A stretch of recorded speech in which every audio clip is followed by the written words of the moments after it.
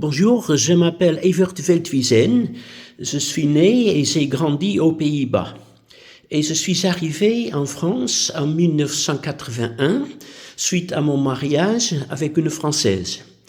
Et à mon arrivée à Paris, j'ai découvert le mouvement charismatique dans les églises protestantes. C'était à l'époque dans une église baptiste en particulier. Et cela m'a beaucoup intrigué parce que je voyais ce mouvement très dynamique et aussi une croissance exponentielle.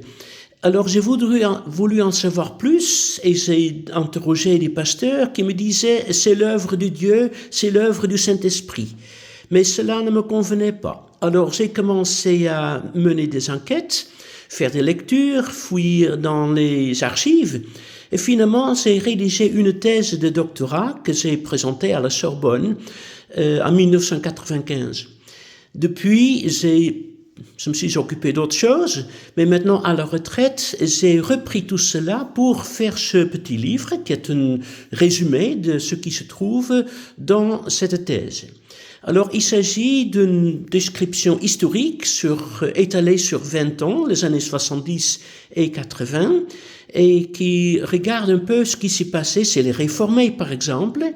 Il y avait bien des charismatiques chez les réformés dans les années 70, tellement que l'Église réformée a même consacré une thèse une synode régionale sur le sujet des charismatiques.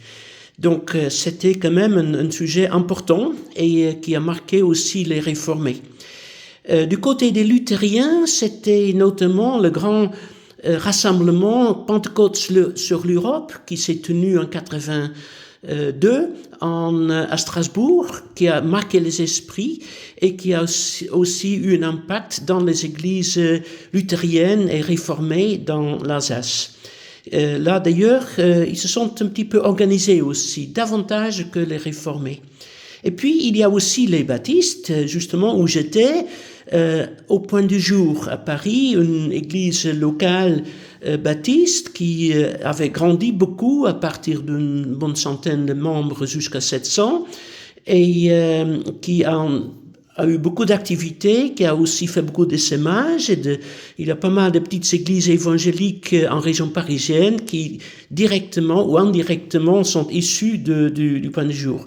Puis, il y a aussi d'autres mouvements, par exemple à Lille, où il y avait une action sociale très importante autour d'une église baptiste charismatique.